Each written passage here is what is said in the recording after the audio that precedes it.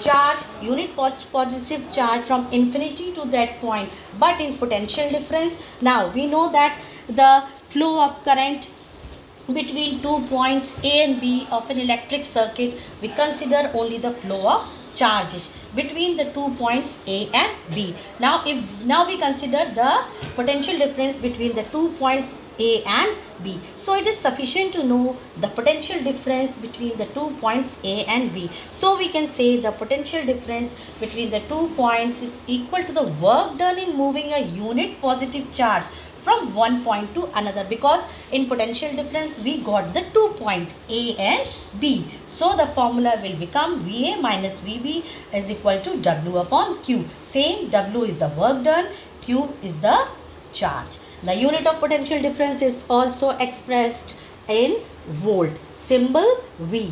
Now definition of 1 volt. What is 1 volt? You can give the definition from this formula only. The potential difference between 2 points is said to be 1 volt if the work done in moving 1 coulomb charge from one point to the other is 1 joule.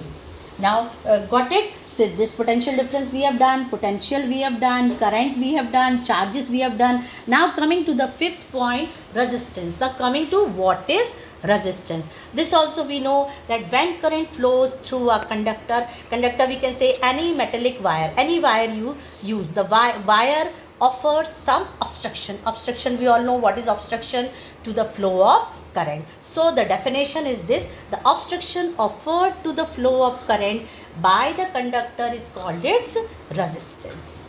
So now we have done this resistance also. So now one law came, that law is called Ohm's law. A German scientist, George Simon Ohm, by his experiments he found a relationship between the potential difference and current in a conductor, and this relationship is stated in the form of a law known as Ohm's law. Now according to Ohm's law, the current we know I, flowing in a conductor is directly proportional to the potential difference. Potential difference also we know V, applied across its ends, provided the physical condition and the temperature of the conductor remains constant. This is necessary, this is compulsory, that in Ohm's law temperature should remain constant. Suppose now if I current flows in a conductor, when potential difference ends is V, then I is proportional. This is the sign of proportionality.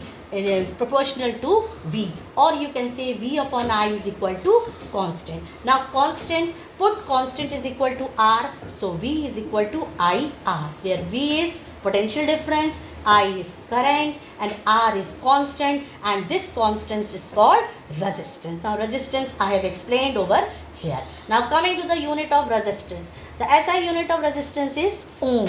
Ohm by ohm, in the honor of our scientist George Simon Ohm. Symbol is this omega, like this symbol. Again I am making like this symbol omega.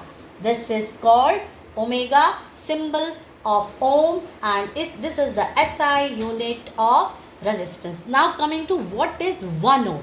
Definition of 1 ohm. 1 ohm definition you can give from this formula. The resistance of a conductor is said to be 1 ohm if 1 ampere current flows through it. Here you can say 1 ampere current flows through it when a potential difference, this potential difference of 1 volt is applied across to the ends of the conductor. Now we are having higher resistance. To measure the units, kilo ohm, symbol again you see small k and then ohm, mega ohm, capital M and then ohm. If you write small m, it will be wrong. So please see the symbol very nicely. Now relation between 1 kilo ohm and ohm. 1 kilo ohm, 10 raised to the power ohm, 10 raised to the power 3 ohm, and 1 mega ohm is equal to 10 raised to the power 6 ohm.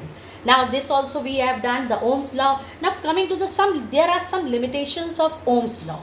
That Ohm's law is obeyed only when the temperature of a conductor remains constant. I have given in the definition, then the physical condition and the temperature of the conductor remains constant, then only Ohm's law will be obeyed.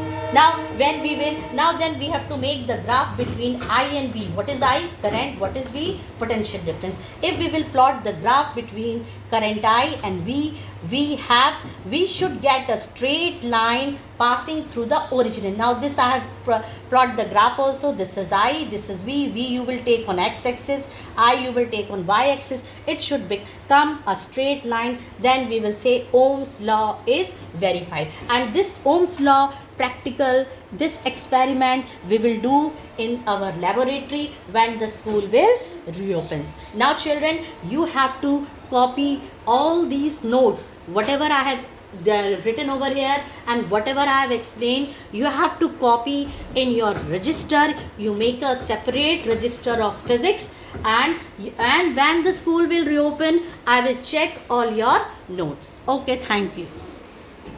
Bolo.